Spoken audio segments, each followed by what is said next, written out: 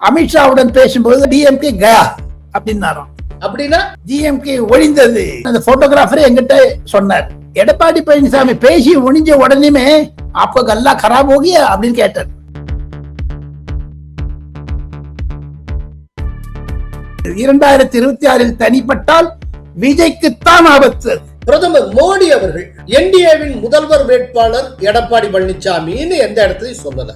நரேந்திர மோடி நிதிஷ்குமார் முதலமைச்சர் என்று சொல்லவில்லை. கோலஹலாஸ் டிவி யூடியூப் சேனல், இது வாய்மையின் எக்காலம்.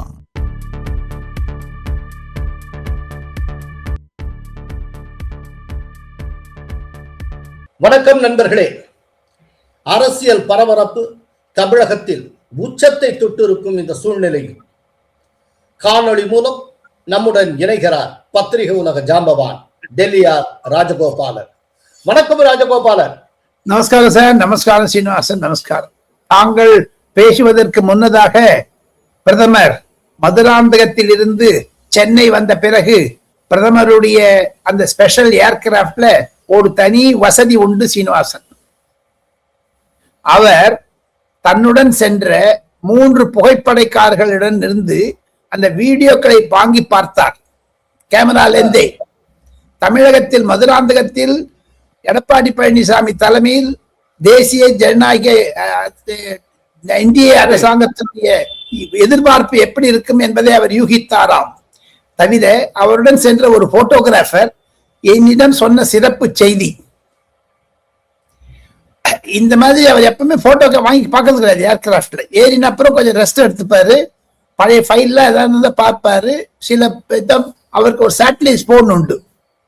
இந்த படத்தை புகைப்படத்தெல்லாம் பார்த்துட்டு அந்த புகைப்படக்காரர் என்ன செய்தார் என்றால், அந்த புகைப்படக்காரர் சொன்னதே நான் தங்கள் கோலால நேர்களுக்கு சொல்ல ஆசைப்படுகிறேன். கம்ப்யூட்டர் மானிட்டர்ல அந்த படத்தெல்லாம் பார்த்துட்டே இருந்தார். பிஎம்ஏ அதிர்ச்சி அடைந்தார்.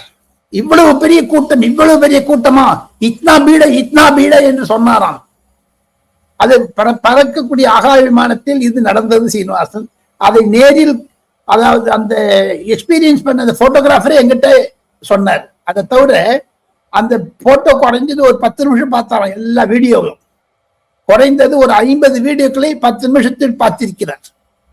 பிறகு சேட்டலைட் தொலைபேசியில் இருந்து பிரைம் மினிஸ்டர் அந்த சீட் பக்கத்தே ஒரு பெரிய போன் ஒன்று இருக்கும்.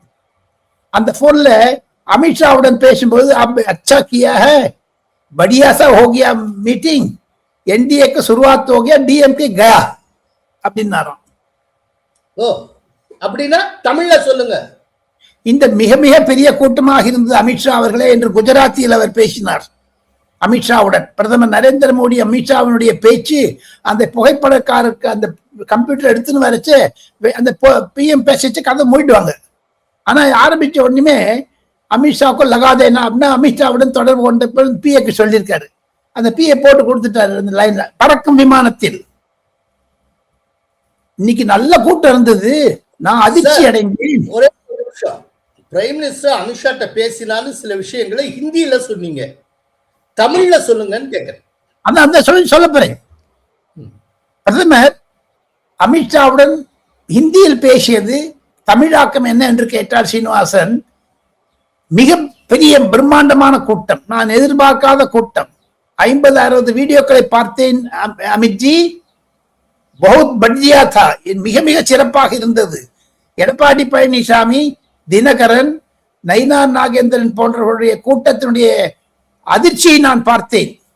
இதிலிருந்து தெரிகிறது திமுக ஒழிந்தது, கயா. டிஎம்கே கயா, டிஎம்கே ஒழிந்தது, முடிந்தது என்றெல்லாம் சொன்னார். இந்த உற்சாகமான ஒரு தியத்தை அந்த புகைப்படக்காரர் என்ன சொல்லும் பொழுது நானும் அந்த வீடியோக்களை பார்க்க வேண்டும் என்ற எண்ணம் எனக்கும் வந்தது சீனிவாசன். ஏற்கனவே அதெல்லாம் வெப்சைட்லயே பிஎம்ஏ அப்லோட் பண்ணிருக்காரு. 2 நாள் கழித்து சீனிவாசன் ஒன்று நோட் பண்ணணும். நீங்க பிரைம் மினிஸ்டர் வந்ததுக்கு பிறகு 23ஆம் தேதி வந்தாரு. நேற்று 24, இன்று 25, 2 நாள் இந்த பிட்ஸ் எல்லாம் போட்டுட்டு இருக்காரு. ஆக மொத்தம் அவருக்கு இருக்க உற்சாகத்தை பாருங்கள். எஸ், தேரிவா சார். இப்போ அந்த என்டிஏ மாநாட்டை பத்தியே நம்ம பேசுவோம். ஏன்னா நீங்க என்டிஏ மாநாட்டுக்கு பிறகு நடந்த விஷயத்துல இருந்து ஆரம்பிக்கிறீங்க. நான் என்டிஏ மாநாட்டில இருந்து ஆரம்பிக்கணும்னு நினைக்கிறேன். என்டிஏ மாநாட்டில் ஆக்சுவலா நயினார் நாகேந்திரன் பேசுறப்போ ஒரு விஷயத்தை சுட்டி காட்டினார். இது என்டிஏவினுடைய பொதுக்கூட்டம் அல்ல, என்டிஏவின் மாநாடு அப்படின்னார் நயினார் நாகேந்திரன். சோ இது என்டிஏ மாநாடு. முதல் விஷயம், இந்த என்டிஏ மாநாட்டில் பிரதமர் நிகழ்த்திய உரையை நீங்கள் கேட்டிருப்பீர்கள். அதை பற்றி உங்களுடைய பார்வை. சிஎம்சி, கரப்ஷன், மாஃபியா, கிரைம், அதுதான் அவரே காயின் பண்ணது, பிரைம் மினிஸ்டரே காயின் பண்ணது. डीएमके सरकार को अब लोग सीएमसी सरकार कह रहे हैं। सीएमसी सरकार यानी करप्शन, माफिया और क्राइम को बढ़ावा देने वाली सरकार. அவர் தங்களுக்கு நினைவிருக்கும், நாடாளுமன்றத்தில் கூட பிரதமர் பேசும் பொழுது, அந்த வந்தே மாதரத்துடைய பதில் சொல்லும் பொழுது, Congress INC Indian national Congress அல்ல, எம்எம்சி முஸ்லிம் மாவோயிஸ்ட் காங்கிரஸ் என்று சொன்னார். முஸ்லிம் லீக் மாவோயிஸ்ட் காங்கிரஸ் அப்படின்னு. முஸ்லிம் லீக் மாவோயிஸ்ட் கிடையாது, முஸ்லிம் லீக். Correct correct. அப்பாவி முஸ்லிம்களையும் சேர்த்து சொல்ற மாதிரி ஆயிடும். முஸ்லிம்களுக்கு எதிரானவங்க கிடையாது. கரெக்ட். அது மாதிரி யாரெல்லாம் எதிராக இருக்கிறார்களோ அவர்களுக்கு எதிரானவர்கள். Correct correct. दुर्भाग्य से कांग्रेस की नीतियां वैसी की वैसी थी है, और इतना ही नहीं, आईएनसी चलते चलते एमएमसी हो गया है. आज कांग्रेस मुस्लिम लीगी माओवादी कांग्रेस यानी एमएमसी बन गई है. அதே மாதிரி அந்த எம்எம்சிங்கிற மாதிரி சிஎம்சி பண்ணிட்டாரு. இந்த சிஎம்சியை தொடர்ந்து பிரதமர் அவரே அதை காயின் பண்ணது, அவரே வரையறுத்தது அந்த அந்த சென்டென்ஸ், அந்த சிஎம்சி என்பது. அதைத்தான் தமிழக பாஜகவினரும் சரி, எடப்பாடி பழனிசாமி தலைமையில் இருக்கக்கூடிய என்டிஏனுடைய பேச்சாளர்களும் சரி, அதையேத்தான் மீண்டும் மீண்டும் சொல்ல வேண்டும் என்று அவர் விரும்புகிறார் பிரதமர் என்று தெரிகிறது. ஒன்று. இரண்டாவது, டிஎம்கேக்கு உக்காடுக்கே फेंक दूंगाன்னு சொன்னார். உங்களுக்கு ஞாபகம் இருக்கும், வேரோடு பிடுங்கி எறிவேன் என்று. अब डीएमके और सीएमसी दोनों को उखाड़ फेंकने का मन बना चुकी है. அதை அமித்ஷா அவர்கள் ஜூலை 2025 ராஜ்யசபா லோக்சபாவில் பேசும்பொழுது கூட சொன்னார். கடந்த 6-7 மாதங்களாக அமித்ஷா சொல்லிக் கொண்டு வருகிறார். அதை மீண்டும் நரேந்திர மோடி பிரதமர் சொன்னதனால் அமித்ஷாவும் நரேந்திர மோடிக்கும் இருக்கக்கூடிய ஒரே ஒரு ஆர்வம் எண்ணம் என்று கேட்டால், திமுகவை வேருடன் கலங்கி எறிய வேண்டும் என்பதுதான். இந்த 2 பாயிண்ட் தான் சீனிவாசன். போதாத குறைக்கு அவர் குறிப்பிட்ட மாதிரி தமிழகத்தில் ஊழல் அதிகமாகிவிட்டது என்று சொல்லி சில முக்கியமான கருத்துக்களை சொன்னார் பாருங்க. Drug drug drug drug drug 6 முறை யூஸ் பண்ணியிருக்கார். ஆக மொத்தம் அந்த ட்ரக் மூலமாக ஆளுங்கட்சிக்கு என்ன பலன் வந்திருக்கிறது என்பதை விவாதித்தார். எல்லாத்த விட எனக்கு கிடைக்கக்கூடிய செய்தி என்ன என்று கேட்டால் சீனிவாசன், திருவனந்தபுரத்திலிருந்து சென்னை வந்து இறங்கிய பிரதமர் நரேந்திர மோடி ஹெலிகாப்டரில் சேருவதற்கு முன்னதாக, மதுராந்தகத்திற்கு பயணம் செய்வதற்கு முன்னதாக 5 நிமிடம் தனியாக மீனம்பாக்கம் ஏர்போர்ட்ல RN ரவி கவர்னருடன் தனியாக பேசிக் கொண்டிருந்ததுடைய சாராம்சம் என்ன என்று கேட்டால் ட்ரக். இதுதான் மேஜர் எனக்கு கிடைக்கக்கூடிய டேக்அவே பாயிண்ட்ஸ். மீதி எல்லாம் நிறைய பேசுகிறாரு. தமிழாக்கமும் சிறந்ததாகத்தான் இருந்தது என்று பிரதமரே பாராட்டினார். போராத குறைக்கு அந்த உணர்ச்சிகள் இருக்கு பாருங்க, பிரைம் மினிஸ்டர் உணர்ச்சி. அது நான் 400-500 ஸ்பீச் கேட்டிருக்கேன் பிரைம் மினிஸ்டர் சீனிவாசன். அன்னைக்கு அவர் பேசின மாதிரி காரணம் என்னன்னு, அந்த உற்சாகம் எப்படி அந்த ஆடியன்ஸை பார்த்துட்டு he was very much interested. அது ஒரு பெண் குழந்தை தன்னுடைய தாயாருடைய வைத்தது அவரை மனதில் கவர்ந்தது. சென்னையில் கூட என் தாயாருக்கு மரியாதை என்றும் ஒரு புலாங்கிதம் அடைந்ததாகத்தான் அந்த போட்டோகிராஃபர் என்கிட்ட சொன்னார். ஆமா, இன்னொரு அவரே கூப்பிட்டாரு அந்த குழந்தைய கூப்பிடுங்க அப்படின்னு சொல்லி அது அங்க இருந்து பார்த்து எப்படியோ அந்த குழந்தை ஒரு கையில ஒரு படத்தை வச்சிருக்கு, அந்த படம் தன்னுடைய தாயாருடைய படத்தை ஒத்து இருக்கிறது. இத்தனையும் அவர் ஐடென்டிஃபை பண்ணி அந்த சின்ன குழந்தைய கூட்டத்துல இருந்து அந்த சின்ன குழந்தைய கூட விடாமல் அவர் கௌரவித்து இருக்கிறார்னா அது எவ்வளவு பெரிய விஷயம். मैं अपने भाषण को आगे चलाऊं उसके पहले ये बिटिया को चित्र बना के लाई है, ये कब से खड़ी है। उधर कोई वरिष्ठ सज्जन भी मेरी मां का चित्र बना करके लाए हैं। मैं आपके इस प्यार के लिए आपका बहुत आभारी हूं। मैं मेरे एसपी जी के साथियों से कहता हूं कि आपसे वो कलेक्ट कर लें और ये बिटिया अपना अगर नाम पता लिख देगी तो मैं जरूर आपको चिट्ठी लिखूंगा। நான் என் உரையை மேலும் தொடர்வதற்கு முன்பாக நெடுநேரமாக அங்கே ஒரு சிறுமி, ஒரு குழந்தை என்னுடைய அம்மாவின் படம் என்று நினைக்கிறேன், அதை கையிலே ஏந்தி கொண்டு எனக்கு தர வேண்டும் என்று துடித்துக் கொண்டிருக்கிறது. குழந்தை, உன்னுடைய பெயர் அதில் இருந்தால் போதும், இதை நான் பெற்றுக்கொண்டு உனக்கு என்னுடைய நல்லாசி கடிதத்தை கண்டிப்பாக அனுப்புகின்றேன். என்னுடைய நண்பர்கள் அதை பெற்றுக்கொண்டு என்னிடம் தருமாறு கேட்டுக்கொள்ளுகிறேன். थैंक यू बेटा। நன்றி பெண்ணே. ये बच्ची कुछ कह रही है, भाई जरा देखो। उसका नाम पता अगर नहीं लिखा है तो लिखवा लो। அந்த குழந்தையின் பெயர் முகவரியை தயவு செய்து அதிலே குறித்துக் கொடுங்கள். इतने प्यार से इतने उत्साह से आई है बेटी। थैंक यू बेटा, थैंक यू। சார் இதை தாண்டி பொலிட்டிக்கலா ஒரு முக்கியமான கொஸ்டின் இருக்கு சார். அது என்ன அப்படின்னா, அந்த மேடையில அவருக்கும் எடப்பாடி பழனிசாமி அவர்களுக்கும் இடையிலான நட்பு, குறிப்பா அந்த பாடி லாங்குவேஜ், அது ரொம்ப நெருக்கமாக இருந்த மாதிரி இருந்தது. அதை பத்தி நீங்க என்ன சார் ஃபீல் பண்றீங்க? அந்த மேடையிலே எடப்பாடி பழனிசாமி பேசுறப்போ மத்திய அரசு கடந்த காலத்துல தமிழகத்துக்கு எவ்வளவு செய்திருக்கிறது அப்படிங்கறது கோட் பண்ணி பேசினார். இந்த மெட்ரோவுக்கு எவ்வளவு கொடுத்திருக்காங்க, எவ்வளவு, இதெல்லாம் இது ஆக்சுவலா பிரைம் மினிஸ்டர் கொடுக்க வேண்டிய ஸ்டாட்டிஸ்டிக்ஸ், அதெல்லாம் எடப்பாடி பழனிசாமியே கொடுத்திருந்தார். சோ அந்த மேடையில அந்த ரெண்டு பேருக்கு இடையில இருந்த உடல் மொழி, பாடி லாங்குவேஜ், உடல் மொழி. நான் ஒண்ணு புதுசா சொல்லட்டுமா உங்களுக்கு? நீங்க சப்ஜெக்ட் பேசினீங்க, நான் ஆப்ஜெக்ட் பேசுறேன். சொல்லுங்க. எடப்பாடி பழனிசாமி பேசி முடிஞ்ச உடனே आपको गल्ला खराब हो गया அப்படின்னு கேட்டார். மக்களை காப்போம், தமிழகத்தை மீட்போம். By by Stalin. நன்றி, வணக்கம். கூட்டணியின் தொண்டர்கள் அனைவரும் ஆவலோடு எதிர்பார்த்திருக்கக்கூடிய தமிழ் மீதும் தமிழ் மக்கள் மீதும் தீரா அன்பும் பாசமும் கொண்டுள்ள தமிழகத்தின் தலையெழுத்தை மாற்றி எழுத நீ பேசி அப்படின்னு கேட்ட அந்த செய்தியை பார்த்தேனால் அதுல வர ஆடியோ பார்த்தேன். அந்த ஆடியோவை மைன்யூட்டா என்டால் பண்ணி கேட்டேன். நான் கேட்டேன் டெல்லியில இருந்து, நல்லா கராப் ஓகே அப்படின்னு கேட்டேன். அதை நீங்க தயவு செய்து இந்த நேர்ல பார்த்தேன்.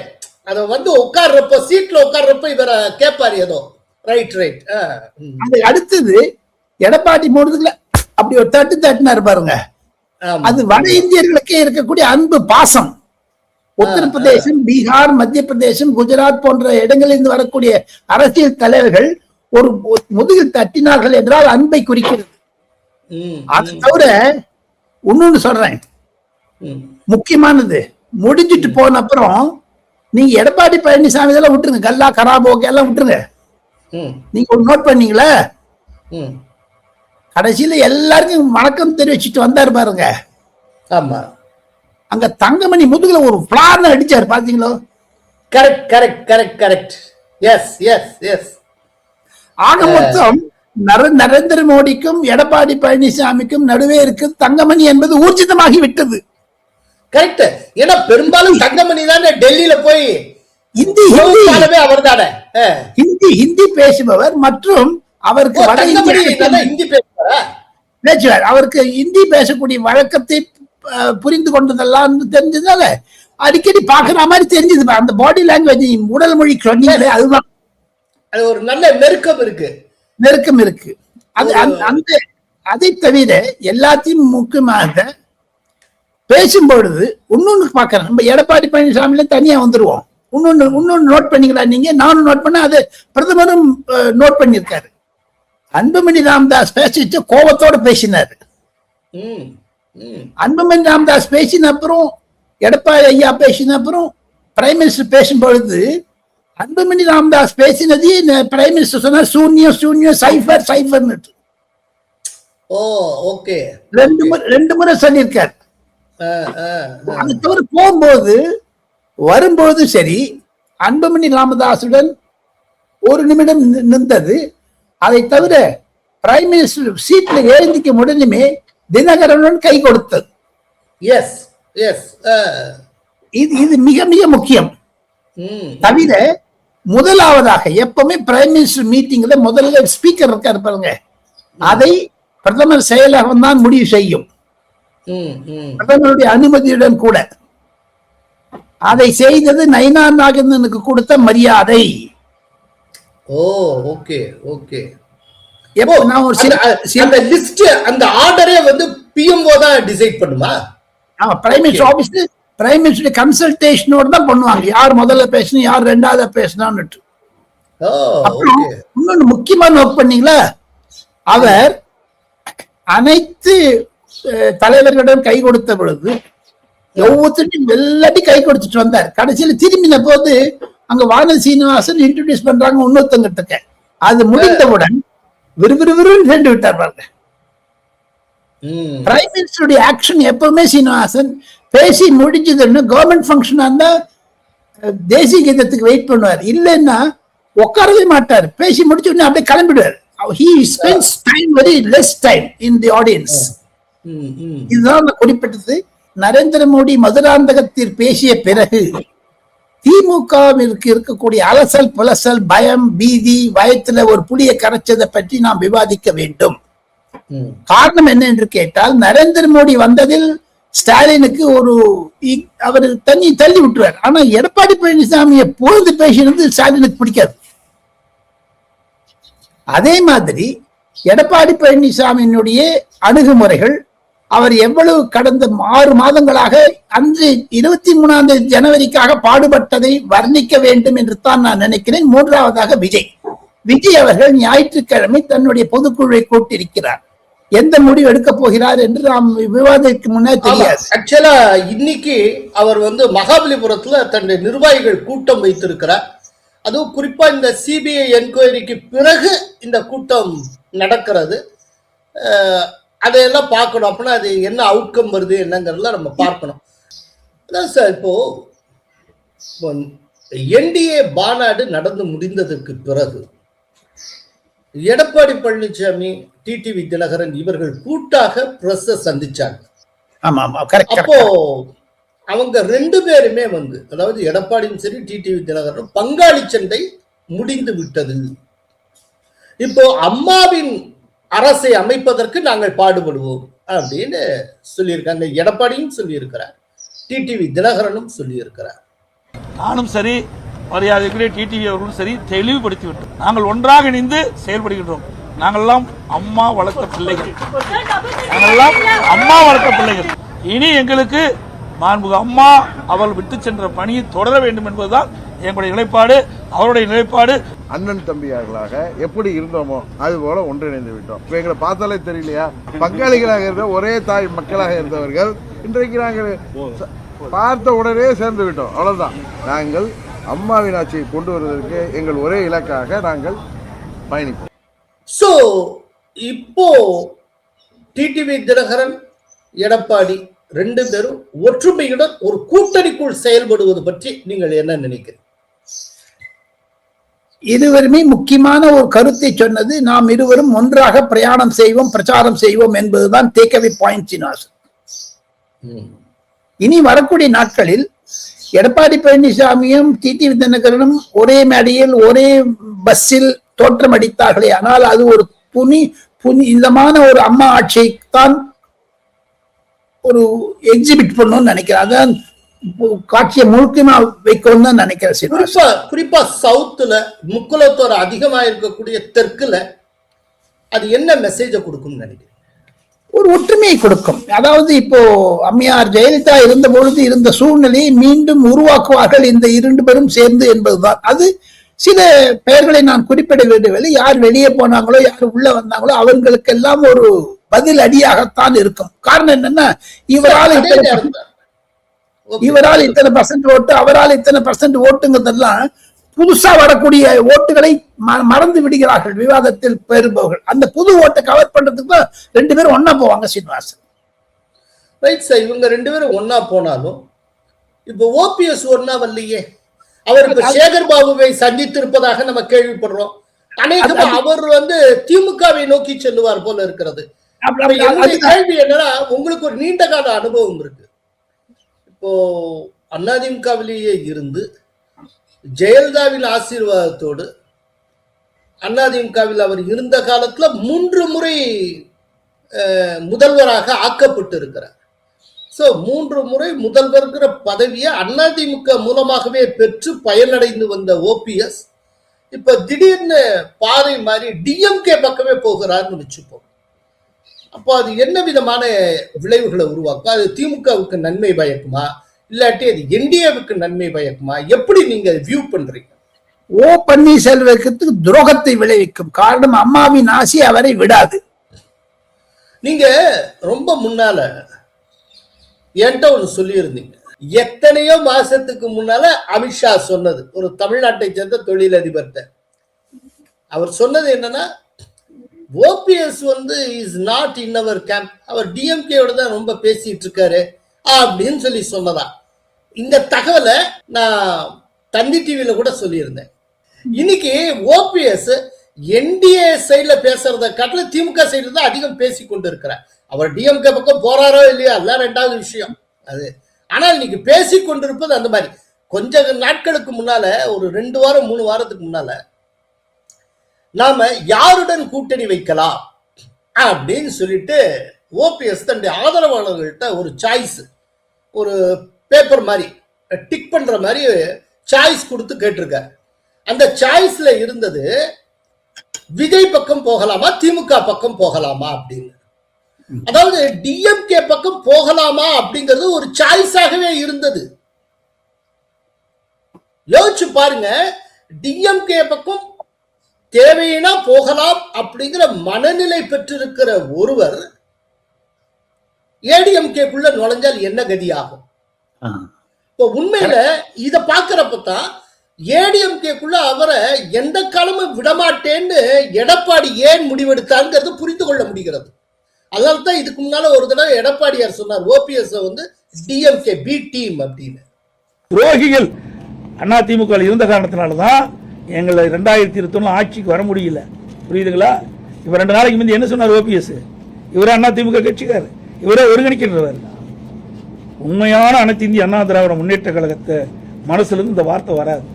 2 நாளைக்கு முந்தைய சொன்னார்ல, அண்ணா திமுக ஆட்சிக்கு வரும்னு சொன்னார். இவர் எப்படி போய் ஒன்றாக இணைய முடியும்? இதெல்லாம் திமுக பி டீமா இருந்து செயல்படும். அன்னைக்கு எடப்பாடியார் சொன்னதோ இடையில அமித்ஷா கூறி இருப்பதோ கிட்டத்தட்ட டேலி ஆகும் போல தெரிகிறது. பார்க்கலாம். சீனிவாசன், தொழிலதிபர் என்று குறிப்பிட்டீர்கள். தொழிலதிபர் அமித்ஷா அவர்கள் இவர் இருவருக்குமே கூறியது எடப்பாடி பழனிசாமி தானே? புரியுதா உங்களுக்கு? Okay okay. ஆக மொத்தம் அமித்ஷாவின் இருக்கக்கூடிய ஒரு புத்தி கூர்மை, அரசியல் கூர்மை, எடப்பாடி பழனிசாமி அரசியல் கூர்மை 6 மாதங்களுக்கு முன்னதாகவே பிரதிபலித்தது. சார், இதுக்கு மத்தியில சார் இப்போ விஜய் சிபிஐ என்கொயரி எல்லாம் போயிட்டு வந்திருக்கிறார். விஜய் தன்னுடைய 2 மாநில மாநாடுகள்ல என் கூட எந்த கட்சி வருதோ அவங்களுக்கு ஆட்சியில பங்குன்னு கூவி கூவி சொல்லி இருக்கிறார். நாம விவாதித்துக் கொண்டிருக்கிற இந்த நொடி வரை விஜயை நம்பி ஒரு கட்சியும் அதிகாரபூர்வமாக அவருடைய கூட்டணிக்குள் சேரவில்லை. இப்படியே எலெக்ஷன் வரைக்கும் போச்சுன்னா, விஜய் தனியா நின்னார்னா விஜய் ஒரு சீட்டு கூட ஜெயிக்க மாட்டார். வேணா பர்சன்டேஜ் ஆஃப் ஓட்ஸ் ஒரு 12 to 15% வரைக்கும் கிடைக்கலாம். தமிழ்நாட்டில் இந்த 15% வச்சுட்டு நீங்க ஒரு சீட்டு கூட உத்தரவாதம் கிடையாது. இதெல்லாம் வச்சுட்டு வாங்கவே முடியாது. அந்த மாதிரி தன்னை நோக்கி ஒரு கட்சியும் வரவில்லை நாம் இந்த தேர்தலை பொறுத்தவரை தனிமரமாக இருக்க வேண்டி இருக்கும் அப்படிங்கிற ஒரு சூழ்நிலை விஜய்க்கு ஏற்பட்டால் விஜய் என்ன விதமான முடிவை எடுப்பார்னு நீங்க நினைக்கிறீங்க? ஒரு பிப்ரவரி முதல் வாரத்தில் அவர் காங்கிரசுடன் போவதை பற்றித்தான் யோசிப்பார் சீனிவாசன். இல்லை காங்கிரஸ் அதுதான் என் கேள்வி. என்டிஏவோட வருவர். அப்போ தன்னுடைய சூழ்நிலையை மாற்றிக்கொள்ள வேண்டிய நிலைமை வரும். அவர் ஒரு படி இறங்கி விட்டதாகத்தான் கருத வேண்டும். தான் சீஃப் மினிஸ்டர் இறங்கிட்டாரு. லைக் பவன் கல்யாண் நான் டெப்டி சீஃப் மினிஸ்டர் ஒத்துக்கிறேன்னு ஆயிட்டான்னு வச்சுங்க. அப்ப திமுக கூடாரம் காலி. விஜய் இந்த டயத்துல ஒன்னு டேலி பண்ணி பாருங்க. எடப்பாடி பழனிசாமி தொடர்ந்து பிரஸ் மீட்ல ஒன்ன சொல்லி வருகிறார், இந்த தேர்தலில் நாங்கள் 210 தொகுதிகளில் வெற்றி பெறுவோம். இந்தியா டுடேக்கு கொடுத்த இன்டர்வியூ சொல்லி இருக்கிறார். இப்ப என்டிஏ மாநாட்டுக்கு பிந்தைய பிரஸ் மீட்லயும் 210ங்கிற ஒரு நம்பர்ஸ் அவர் சொல்லுகிறார். யார் வருவாங்க இப்ப சொல்ல முடியாது. எங்களை பொறுத்தவரை சில கட்சிகள் எங்களோடு வந்து இணைவதற்கு பேச்சுவார்த்தை நடத்தி கொண்டிருக்கிறார்கள். நிச்சயமாக பலம் பொருந்திய கூட்டணி எங்களுடைய கூட்டணி. வருகின்ற சட்டமன்ற தேர்தலில் சுமார் 210 இடங்களில் வென்று ஆட்சி அமைக்கும். விஜயுடன் கூட்டணி அமைந்தால் மட்டும்தான் 210ங்கிற அந்த இடத்துக்கு போக முடியும். ஒருவேளை அப்படி இல்லைன்னா இந்த கூட்டணிக்கு மெஜாரிட்டி கிடைக்கும், ஆனா 210 கிடைக்காது. இது ஆப்வியஸ், எனக்கு தெரிஞ்ச விஷயம் தான். அப்படிங்கிறப்போ எடப்பாடியார் தொடர்ந்து இந்த ஃபிகரை சொல்லிக்கிட்டே இருக்காருன்னா விஜய் திடீரென்று என்டிஏவுக்குள் பிரவேசம் பண்ணுவாரா? இது ஒண்ணு. இரண்டாவது, விஜயை நோக்கி இப்ப விஜயுடைய தலைமையை ஏற்று அவர் கூட்டணிக்குள்ள யாராவது ஐக்கியமானால் அங்க கூட்டணியுடைய முதல்வர் வேட்பாளர் விஜயாக இருப்பார். இப்ப விஜயை இன்னொரு கூட்டணிக்குள்ள நுழையணும் அப்படின்னு வந்தாச்சுன்னா அப்போ வந்து ப்ரீ கண்டிஷன்ஸ் போட முடியாது. அப்போ இந்த முதல்வர் வேட்பாளர் எடப்பாடி தான்ங்கிறதை ஏற்றுக்கொண்டு அவர் வந்தாக வேண்டும். உண்மை correct. You are right, absolutely right. So அந்த சிச்சுவேஷன்ல விஜயனுடைய ரெஸ்பான்சிபிலிட்டி, விஜயனுடைய ஒரு எபிலிட்டி எல்லாத்தையும் எடப்பாடி பழனிசாமி மரியாதை கொடுப்பார். நரேந்திர மோடி அமித்ஷாவும் மரியாதை கொடுப்பார்கள். காரணம் என்ன என்று கேட்டால் அனைவருடைய ஒரே ஒரு நோக்கம் தீய சக்தி திமுகவை அகற்ற வேண்டியது. முக்காடுக்கே பேங்குங்கா, வேருடன் புடுங்கி எறிவேன். அதுதான் விஜய் ஒத்து போவார். அதில் அதான் ஒரு மீட்டிங் பாயிண்ட். ஆனால் ஒன்னே ஒண்ணு, எதுவுமே நடக்காது இருந்தாருன்னா மீண்டும் திமுக ஆட்சிக்கு வந்தால் விஜயினுடைய எதிர்காலம், கடைசி படம் ஜனநாயகன் அல்ல, கடைசி வாழ்க்கை அரசியல் வாழ்க்கை விஜய்க்கு முடிஞ்சிடும். காரணம், உதயநிதி ஸ்டாலினும் விஜயும் மோதிக்கொள்வார்கள். 2026க்கு பிறகு தமிழகத்தில் விஜய் என்ற ஒரு பெயரை இல்லாமல் உதயநிதி ஸ்டாலினுடைய ரெட் ஜெயிண்ட் செய்துவிடும். அதை அவர் மனதில் கொள்ள வேண்டும். பயமுறுத்தல நாங்க ஒண்ணு விஜய, பட் அவர் ஆப்ஷன்ஸ் எல்லாம் இது இருக்குன்னு தெரிஞ்சுக்கணும். விஜய் பொதுமக்களுடைய கருத்தை தெரிந்து கொள்ள வேண்டும். விஜய் டெல்லியில் இருந்து எப்படி பார்க்கிறார்கள் என்று தெரிந்து கொள்ள வேண்டும். விஜய்க்குத்தான் ஆபத்து. 2026 தனிப்பட்டால் விஜய்க்குத்தான் ஆபத்து. சார், எடப்பாடி பழனிசாமி தன்னுடைய அதிகாரபூர்வ இல்லத்துல பியூஷ் கோயலுக்கு பிரேக்ஃபாஸ்ட் விருந்து கொடுத்தார், காலை விருந்து கொடுத்தார். அப்போ அந்த விருந்துக்கு வந்திருந்த வானதி ஸ்ரீனிவாசன் பிரஸ்ட என்ன பேசினாங்கன்னா, எங்களுடைய என்டிஏ முதலமைச்சர் வேட்பாளர் வீட்டுக்கு காலை விருந்துக்கு வந்திருக்கிறோம் அப்படின்னாங்க. அதாவது என்டிஏ முதல்வர் வேட்பாளர் வீட்டுக்கு அப்படின்னு சொன்னாங்க. தேசிய ஜனநாயக கூட்டணியினுடைய முதலமைச்சர் வேட்பாளர் எடப்பாடி பழனிசாமி அவர்களை சந்திப்பதற்காக அவருடைய வீட்டுக்கு காலை உணவிற்காக எல்லாம் வந்திருக்கிறோம். பட் அதே நேரத்தில் என்டிஏ மாநாட்டில் பிரதமர் மோடி அவர்கள் என்டிஏவின் முதல்வர் வேட்பாளர் எடப்பாடி பழனிசாமின்னு எந்த இடத்துலையும் சொல்லல. இப்ப இத எதிர்த்தரப்பு கிளப்பி முதல்வர் வேட்பாளர் எடப்பாடி இல்லை அப்படிங்கிற மாதிரி இந்த குழப்பத்தை கொண்டு வரணும்னு சொல்ல ஆரம்பிச்சிருக்காங்க. வானதி ஸ்ரீனிவாசன் ஒரு அகில இந்திய தலைவர், பிஜேபி மகிழா மோர்ச்சாவுடைய அகில இந்திய தேசிய தலைவர். அவங்க என்டிஏ முதல்வர் வேட்பாளர் வீட்டுக்குங்கிறாங்க. ஆனா அந்த பிரேஸ, முதல்வர் வேட்பாளர்ங்கிற பிரேஸ ஏன் மோடி பயன்படுத்தலன்னு கேள்வி கேட்கிறாங்க. உங்களுக்கு அது பதில் தெரியுமா சார்? ரெண்டு மெசேஜ் எனக்கு தெரிஞ்ச பதில் நான் சொல்றேன் சீனிவாசன். ஒன்று, எதிர்வினையாக இருக்க வேண்டும் என்றால் ராகுல் காந்தி மு க ஸ்டாலின் பெயரை முதலமைச்சர் என்று சொன்னாரா? ஓ இரண்டாவது, பீகார்ல ராகுல் காந்தியும் தேஜஸ்வி யாதவ் முதலமைச்சர் என்று சொல்லவில்லை, நரேந்திர மோடியும் நிதிஷ்குமார் முதலமைச்சர் என்று சொல்லவில்லை. ஆக மொத்தம் பாரதிய ஜனதா கட்சியினுடைய என்டிஏனுடைய குறிப்பு எந்த ஸ்டேட்லயும் சீஃப் மினிஸ்டர் அவங்க ப்ரொஜெக்ட் பண்றது கிடையாது. உங்களுடைய ஃபாலோ அப் ஒன்று சொல்றேன். முதல்வர் வேட்பாளர்னு சொல்லல, பட் அதே நேரத்துல நிதிஷ்குமாருடைய தலைமையில் தேர்தலை சந்திப்போம் அப்படின்னு அவங்க சொல்லியிருந்தாங்க. அதே போலத்தான் இங்க ஏப்ரல் 12ஆம் தேதி தமிழ்நாட்டில் நடந்த பிரஸ் மீட்ல அமித்ஷாவும் சொல்லியிருந்தார், எடப்பாடி பழனிசாமி தலைமையில் இந்த தேர்தலை சந்திப்போம் அப்படின்னு. राष्ट्रीय स्तर पर नरेंद्र मोदी जी के नेतृत्व में और राज्य स्तर पर AIDMK के नेता எடப்பாடி जी के नेतृत्व में लड़ा जाएगा. தேசிய அளவில் திரு மோடி அவர்களின் சீரிய தலைமையிலும் தமிழ்நாட்டில் அஇஅதிமுகவின் தலைவர் திரு எடப்பாடி அவர்களின் தலைமையிலும் நடைபெற இருக்கிறது. அப்படின்னா அவர்தான் முதல்வர் வேட்பாளர் என்று பொருள். நீங்க பீகார் அர்த்தத்தில் புரிந்து கொண்டாலே அதுதான். Correct correct. அதான் சிம்பிள் ஆன்சர். இது ரெண்டுத்தையும் நேர்கள் புரிந்து கொள்வார்கள் என்று நினைக்கிறேன். காரணம் என்ன என்று கேட்டால், எந்த மாநிலமாக இருந்தாலும் சரி பிரதமரை முன்னிறுத்த வேண்டும் என்பதுதான் என்டிஏனுடைய குறிக்கோள். சார், இப்போ உங்களுடைய ஃபேவரட் ஏரியா செய்தி துளிகள். செய்தி துளி 1.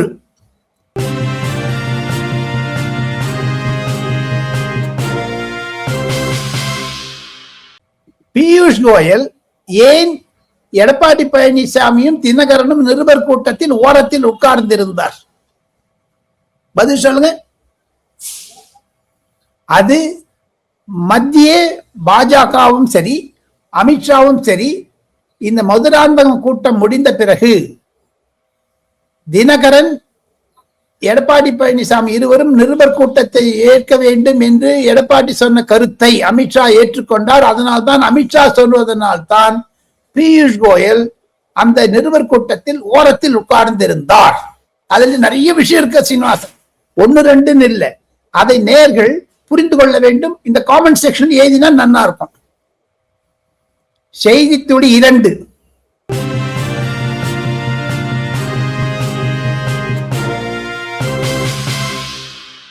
நிதின் நபீன் தேர்ந்தெடுக்கப்பட்டார் அகில இந்திய பாஜகவினுடைய தலைவராக. தேர்தல் ஆணையத்தினுடைய ஒரு ரூல்ஸ் ரெகுலேஷன்ஸ்ல ஒன்னு இருக்கு, ஆஃப்டர் எலெக்ஷன் அதை அதிகாரப்பூர்வமாக அந்த கட்சியினுடைய செயலாளர் தேர்தல் கமிஷனுக்கு எழுதி தர வேண்டும். அப்பொழுதுதான் அந்த எலெக்ஷன் ப்ராசஸ் முடிஞ்சதுன்னு அர்த்தம். ஆனால் தேர்தல் முடிந்த பிறகு நிதின் நபீன் வசந்த் பஞ்சமி என்று சொல்லக்கூடிய 23ஆம் தேதி காலை தானே தேர்தல் கமிஷனுக்கு சென்று என்னை அவர்கள் தேர்ந்தெடுத்தார்கள் என்று சொன்னதுதான் ஒரு மகத்தான ஒரு recognition for democratic process. Election கமிஷனுக்கு ஒரு மரியாதை. இதைத்தான் மாயாவதி கூட தேர்ந்தெடுத்த பிறகு, எம்எல்ஏவாக தேர்ந்தெடுத்த பிறகு, முதலமைச்சரான பிறகு தேர்தல் கமிஷனுக்கு சென்று நன்றி தெரிவித்தார். அவர் தலைவரான பிறகும் சென்று அதைத்தான் நிதின் நபீனும் கையாண்டார். செய்தி துளி 3.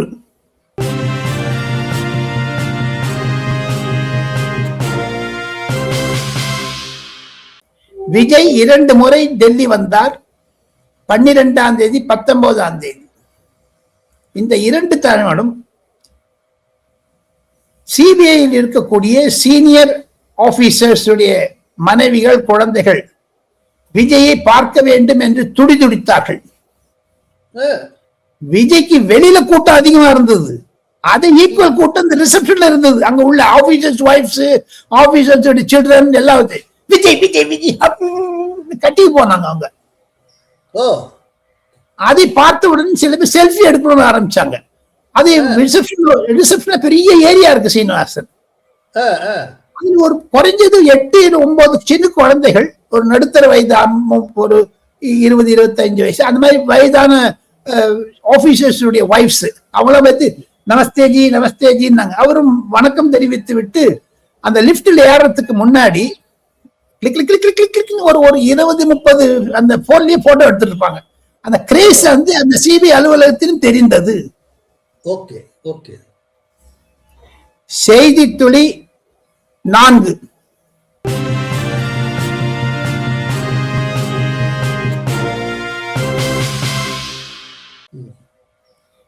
பட்ஜெட் நிர்மலா சீதாராமன் அம்மையார் பிப்ரவரி 1 ஞாயிற்றுக்கிழமை சமர்ப்பிக்கப்பது 10வது முறையாக. அது ஒரு தமிழச்சி என்றதற்காக ஒரு மாபெரும் சாதனை. அது அன்று தமிழகத்திற்கு அள்ளி அள்ளி தரப்போகிறார் நரேந்திர மோடி என்று நான் ஏற்கனவே சொல்லியிருந்தேன். அது நிரூபணமாகும். பிளஸ் முதன்முறையாக இந்தியா சுதந்திரம் பெற்ற பிறகு நரேந்திர மோடி ஆட்சிக்கு 10 ஆண்டுக்கு பிறகு நார்த் பிளாக் என்று சொல்லக்கூடிய இந்த ஐகானிக் பில்டிங்கில் இருந்து சேவா தீர்த் என்று புதிதாக கட்டப்பட்ட கர்த்தவிய பவனில் முதன்முறையாக அம்மையார் நிர்மலா சீதாராமன் எழுதிய பட்ஜெட். அதுதான் ஒரு இம்பார்ட்டன்ஸ். சீனிவாஸ். செய்தி துளி 5.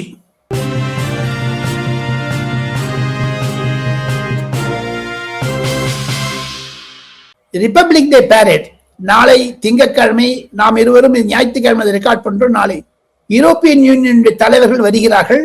மிக சிறப்பு அம்சம், 3 வருடங்களுக்கு பிறகு தமிழ்நாடு அரசாங்கத்துடைய அலங்கார ஊர்தி டேப்லூ ஊர்ந்து வர இருக்கிறது. அது ஒரு மாபெரும் சாதனை. கண்டிப்பாக தமிழர்களுக்கு கொடுக்கக்கூடிய ஒரு மரியாதை நரேந்திர மோடியினால். அதில் யூரோப்பியன் யூனியனுடைய பேண்ட் ஆர்மி வந்தே மாதரத்தை பாடிக்கொண்டு வர இருக்கிறார்கள் என்பதுதான் சிறப்பு செய்தி. சீனிவாஸ். ராஜகோபாலன், நிறைய தகவல்களை வழக்கம் போல தந்திருக்கிறீர்கள். மிக்க நன்றி. கோலஹலாஸ் டிவி யூடியூப் சேனல், இது வாய்மையின் எக்காலம்.